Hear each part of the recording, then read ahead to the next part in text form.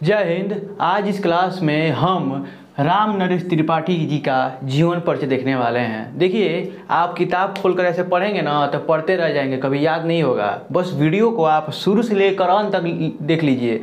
हम आपको बताएंगे भी कि याद भी कराएंगे और बताएंगे भी कि कैसे लिखना है कि फुल में फुल नंबर मिले, कोई भी आपका नंबर नहीं काटे। ठीक है, तो बस आपको क्या करना है कि वीडियो को शुरू से लेकर अंत तक देखना है। चलिए हम वीडियो को स्टार्ट करते हैं। देखिए, सबसे पहले राम नरेश त्रिपाठी जी का जीवन परिचय लिखने से पहले कुछ ट्रिक जानना जरूरी है। कुछ ट्रिक का मतलब ये ट्रिक है।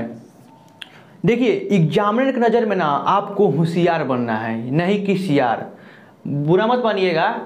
देखिए, यहाँ पर देखिए लिखा है कि जन्म, मृत्यु, जन्म स्थान, भाषा, ये 3-4 चीज़ लिखा हुआ है ना। ये लिख देंगे ना तो एग्जामिनर समझ जाएगा कि ना कि हाँ आपको 100% जीवन परिचय याद है, तो 1 नंबर इसके लिए दे देगा, फटाक से दे देगा, बिना कुछ सोचे समझे दे देगा। और देखेगा ये अच्छे से लिखे हुए हैं, इसके लिए कहेगा कि हाँ अच्छे से लिखा हुआ है, 2 नंबर इसके लिए दे देगा। मृत्यु, सब चीज़ बढ़िया से लिखा हुआ है, 2 नंबर। और लास्ट में देखेगा रचना लिखे हैं तो 1 नंबर इसके लिए दे देगा। तो पूरा फुल में फुल नंबर मिल जाएगा। ऐसा लिखने का तरीका बताएंगे। सबसे पहले तो ये रूपरेखा तैयार करना जरूरी है। देखिए, कोई भी लेखक या कवि है, उसका जीवन परिचय लिखना है तो जन्म, मृत्यु, पिता का नाम, माता का नाम, भाषा, ये सब चीज़ याद करना बहुत जरूरी है।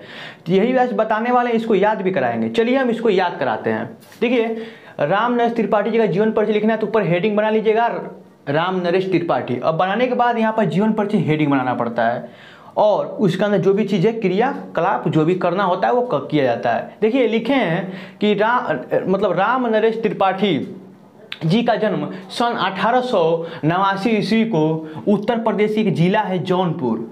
याद रखिएगा, राम नरेश त्रिपाठी कहाँ जन्म लिए थे? उत्तर प्रदेश के एक जिला है जौनपुर। और जौनपुर में जिला है तो गांव भी तो होगा। गांव का नाम है कोयरीपुर गांव में हुआ था। याद रखिएगा, कोयरीपुर। जौनपुर एक जिला है, उत्तर प्रदेश में एक जिला है जौनपुर। और जौनपुर में एक गांव है गांव है कोयरीपुर। वहाँ पर इनका जन्म हुआ था। किस साधारण परिवार में? धनी परिवार में नहीं, साधारण परिवार में इनका जन्म हुआ था। याद रखिएगा, साधारण परिवार में।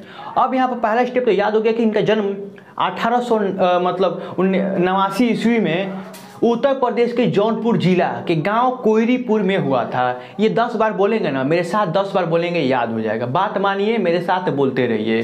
कहाँ हुआ था? एक साधारण परिवार में हुआ था। याद, एकदम याद करिए। एक बार बोलिए मेरे साथ कि राम नरेश त्रिपाठी जी का जन्म सन 1889 ईस्वी को उत्तर प्रदेश के जिला जौनपुर में, एक जौनपुर जिला है उत्तर प्रदेश में, वहाँ पे एक गाँव है कोयरीपुर में हुआ था, एक साधारण परिवार में। आपको सेम टू सेम ऐसे ही पढ़ना है, ठीक है। अब देखिए, घर के धार्मिक वातावरण, इनके घर में क्या था ना कि धार्मिक ज़्यादा पूजा पाठ लोग करते थे, क्योंकि त्रिपाठी लोग हैं, ज़्यादा लोग पूजा पाठ ही करते हैं। अब देखिए, ये घर के धार्मिक वातावरण तथा पिता परमेश्वर याद रखिएगा, भक्ति का पूरा प्रभाव पड़ा। इनके पिता परमेश्वर का इनका पूरा प्रभाव पड़ा है। उनके जो भक्ति था, इनके पिता परमेश्वर का जो भक्ति था, इनका मतलब प्रभाव पड़ा किस पर? राम नरेश त्रिपाठी पर। लिखा है कि पूरा प्रभाव बालक राम नरेश त्रिपाठी पर प्रारंभ से ही पड़ा। मतलब जो छोटे थे राम नरेश त्रिपाठी, तो उनका जो प्रभाव था धार्मिक, वो बचपन से ही पड़ा। यहाँ पर लिखा हुआ है, आप ऐसे भी लिख सकते हैं। ये तो किताबी भाषा का यूज किया गया है, आप देहाती भाषा का यूज कर सकते हैं। अब देखिए, लिखा है कि केवल 9वीं कक्षा पढ़ने के पश्चात इनकी पढ़ाई छूट गई। देखिए, बहुत बच्चे होते हैं सब कि 9-10 पढ़कर पढ़ाई छोड़ देते हैं। तो इनका क्या हुआ ना कि 9 तक पढ़े ही थे राम नरेश त्रिपाठी, और 9 पढ़ने के बाद ना छोड़ दिए, सफा पढ़ाई बंद कर दिए। और बंद कर दिए तो इनके माता पिता गुस्सा होंगे ना, तो होंगे।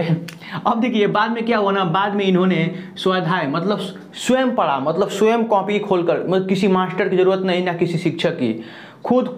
लिखा है कि बाद में जैसे ये कक्षा छूट गई ना तो पछतावा हुआ इनको। आप ये भी लिख सकते हैं, बना कर लिखना यार, बड़ा तो कैसे भी लिख सकते हैं।